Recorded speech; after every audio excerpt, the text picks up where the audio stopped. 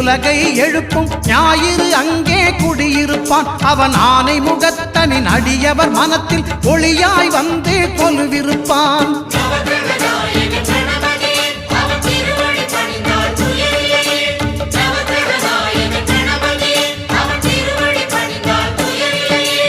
ஒன்பது கோளும் ஒன்றாய் காண அங்கு கற்பகம் என்னும் கடவுளின் மெய்யில்